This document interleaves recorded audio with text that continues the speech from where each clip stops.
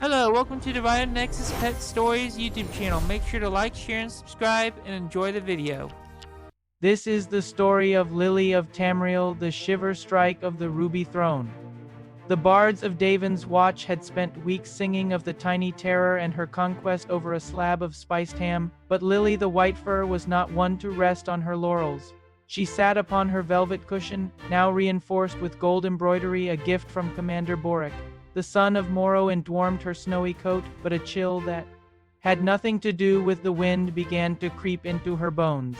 Her oversized ears, usually tuned to the rustle of snack wrappers, now twitched at a frequency that spoke of ancient, forbidden magics. From the shadows of a nearby crumbling archway, a figure watched.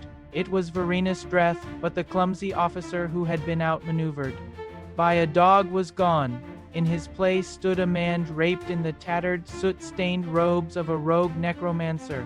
His eyes, once a dull Dunmer red, now glowed with the sickly violet hue of a Daedric pact. He clutched a staff topped with a jagged piece of obsidian that seemed to drink the very light of the marketplace. Verenus hadn't just been polishing shields. He had been descending into the dark archives of the Telvanni, seeking a way to reclaim his dignity. He didn't want the ham anymore.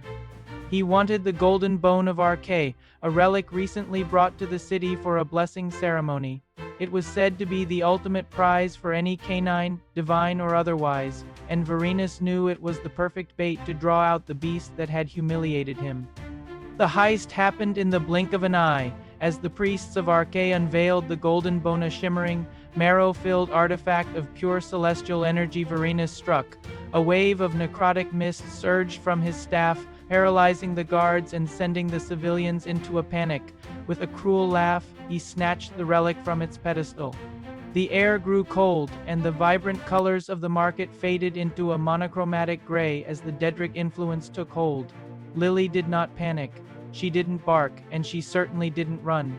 She watched as Verenus turned his gaze toward her, a sneer twisting his features. "Come then, little cloud," he hissed, his voice echoing with the whispers of a dozen demons. "Follow me into the void if you dare. Let us see if your luck holds in the Deadlands." With a violent gesture, he tore a jagged hole in reality, a localized oblivion gate that pulsed with chaotic energy. The Dunmer stepped through the portal, the golden bone tucked under his arm like a common loaf of bread. The gateway began to shrink, the edges sparking with orange fire. To any other creature, it was a death trap. To Lily, it was a trespass against her territory. She stood up, her tiny silver bell chiming a defiant note against the roaring wind of the void. With a sudden, determined leap, she dived into the swirling vortex before it snapped shut. Lily landed not on stone, but on the shifting red sands of a pocket realm within the Deadlands. The sky was a bruised purple, lightning arching between floating islands of jagged rock. Before her stood a distorted version of Daven's Watch, a nightmare reflection of the marketplace she called home. Verenus stood atop a pile of charred crates, the golden bone held high, funneling its divine light into a dark ritual that sought to summon a Daedric prince's favor. "You are persistent, I'll give you that," Verenus shouted over the howling winds. He gestured with his staff, and from the pools of molten slag around him, a dozen scamps emerged. These chattering, lizard-like demons brandished trusted blades and spat fire, circling the tiny white dog. They dwarfed her in size, their many-eyed stares filled with malice. Lily was alone in a realm of monsters, her only weapon the silver bell around her neck. But Lily knew something Verenus did not. The Deadlands responded to will, and Lily's will was as solid as an Orcish stronghold. She began to shiver, not out of fear, but to build the resonance. The high-frequency vibration began to hum, vibrating the very air around her. The scamps hesitated, their primitive minds sensing a power they couldn't categorize. The hunt was no longer about a snack. It was about the balance of the Orbis. The first scamp lunged, its jagged blade whistling through the air. Lily didn't dodge. She phased. For a split second, her shivering reached such a pitch that she became a blur of white light, the blade passing harmlessly through her. She reappeared behind the demon and delivered a sharp, magically infused nip to its heel. The creature let out a shriek that sounded like grinding glass and dissipated into a cloud of sulphurous smoke. Seeing their kin vanish, the other scamps attacked in unison. Lily transformed the battlefield into a dance of impossible physics. She used the floating debris of the nightmare market as stepping stones, her tiny paws barely touching the surfaces as she vaulted over fireballs. Every time she barked, a shockwave of pure sonic energy rippled outward, knocking the demons back and shattering the obsidian pillars that Varinus relied on for cover. Varinus watched in horror as his summoned army was dismantled by a creature that barely reached his shins. Impossible. He screamed, slamming his staff into the ground to create a wall of soul fire. You are a mistake. A fluke of nature. He began to channel all the stolen power of the golden bone into a single, devastating spell, the relic turning from gold to a sickly, pulsating black. The air grew heavy with the scent of ozone and rot as Varinus completed his incantation. A great Deadroth, a towering beast of scales and tusks, began to tear its way through the ground behind him, summoned by the corruption of the golden bone. The beast roared, a sound that shook the very foundations of the pocket realm. Varinus pointed his charred staff at Lily. Now, little one, you shall know the true meaning of fear. Lily looked up at the towering monster. She was the size of its smallest toe. The Deadroth raised a massive, clawed fist, ready to crush her into the red dust. But Lily didn't flinch. She remembered the Nord commander's words about courage. She tapped into the deepest part of her spirit, the part that had survived the Second Era's wars and the schemes of the Mages Guild. She didn't just shiver. She resonated with the heartbeat of Nirn itself. A brilliant white light erupted from her silver bell, expanding into a protective dome. When the Deadroth's fist struck the barrier, the creature recoiled as if burned by holy fire. The light wasn't just defensive. It was a beacon. The golden bone, sensing its true nature being called upon, began to vibrate in sympathy with Lily's chime, fighting against Varinus's dark grip. Varinus struggled to hold on to the relic as it burned with celestial heat. No. I will not be defeated by a pet. He howled, his robes catching fire from the sheer intensity of the energy. The golden bone was no longer a bone. In this realm of thought and form, it transformed into a sword of pure light, hovering in the air between the sorcerer and the Chihuahua. It was the physical manifestation of Arkay's judgment. Lily saw her opening. She didn't need to wield a sword. She just needed to guide it. With a leap that defied gravity, she propelled herself off a floating piece of masonry and towards the relic. As she flew through the air, her ears caught the whispers of the princes she was rumored to hear. They weren't whispers of power, but the frantic murmurs of cowards who feared the light. She barked. Once a command, not a plea. The golden bone sword spun in midair, its blade pointing directly at the heart of the Daedric ritual. As Lily's paws touched the hilt, a shockwave of restoration magic blasted outward. The dark clouds above the Deadlands split apart, revealing a glimpse of the blue skies of Tamriel. The corruption was being purged, and the pocket realm began to collapse in on itself.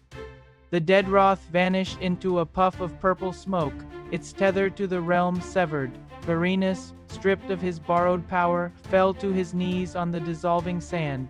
He looked at his hands, which were shaking with a terror he had never known.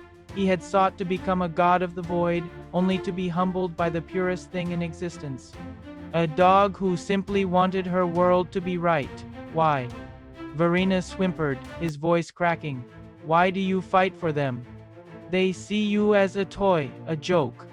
Lily landed softly in front of him, the golden bone now back in its skeletal form resting at her feet. She looked at the Dunmer with her large, dark eyes. There was no hatred in them, only a profound sense of pity. She knew that he had chosen the path of darkness because he was too small to see the light in small things. She took the golden bone in her mouth. It tasted like sunlight and ancient prayers. With a final, powerful shiver, she triggered the last of the relic's energy. A portal of pure gold opened beneath them, pulling them both back toward the world of the living. The pocket realm of the Deadlands folded into a single point of light and vanished, leaving No trace of the darkness that had briefly threatened Davin's watch. The return to Davin's watch was anything but subtle. Lily and Verena stumbled out of the air and onto the very pedestal where the golden bone had been stolen moments before. The priests of Arche, who had barely finished their prayers for help, gasped in astonishment. Verenus lay face down on the stone, his magic spent and his spirit broken. He was immediately surrounded by the city watch, his days of necromancy over before they had truly begun. Commander Boric pushed through the crowd, his eyes widening as he saw the tiny white dog standing atop the pedestal, the golden bone held firmly in her jaws. The relic pulsed with a gentle, warm light, its blessing now amplified tenfold by its journey through the void.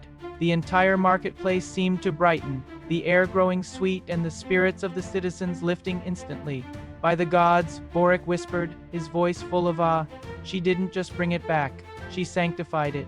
He stepped forward and knelt, a giant of a man showing respect to a creature no bigger than his boot. Lily wagged her tail once, a rhythmic, hypnotic motion that seemed to say the job was done. She dropped the bone into the head priest's hands and hopped down, her silver bell tinkling merrily. The aftermath was a whirlwind of celebration. Verenus was led away in chains, destined for a cell where he would have plenty of time to reflect on the tactical error of underestimating a chihuahua. The golden bone of Arche was placed in a permanent shrine, its light a constant reminder that protection comes in all sizes. But for Lily, the most important part of the day was yet to come. Commander Boric led Lily back to her velvet crate, which had been moved to the center of the square as a place of honor. He didn't just bring her jerky this time. He signaled to a group of servants who brought out a platter of the finest, most delicately cured meats in all of Morrowind, including a small, perfectly seasoned ham, carved specifically for a hero of her stature. Lily settled onto her cushion, the warmth of the sun and the praise of the people washing over her. She took a deliberate bite of the ham, the flavor even better than she remembered. She had faced the horrors of oblivion, stared down a dead Roth, and saved the city from a vengeful sorcerer. But as she chewed, her only thought was that the texture of the glaze was perhaps a bit too sweet for her refined palate. As night fell over Davin's watch, the bards were already busy. They weren't just singing the ballad of the White Shiver anymore. They were composing an epic saga called the Shiver Strike of the Ruby Throne. They sang of the dog who walked through fire and the silver bell that rang louder than the drums of war. Lily listened from the comfort of her crate, her eyes half closed as she drifted into a well-deserved nap in the grand tapestry of the three banners. War, heroes would rise and fall, and the Ruby Throne would continue to be a source of strife. But in this small corner of Tamriel, a new legend had been etched into the stones. Lily the White Fur was no longer just a clever scavenger or a lucky charm. She was a guardian, a tiny sentinel whose oversized ears heard the cries of the world, and whose shivering spirit had the power to answer them. She let out a soft, contented sigh, her paws twitching as she dreamed of chasing scamps through fields of endless ham.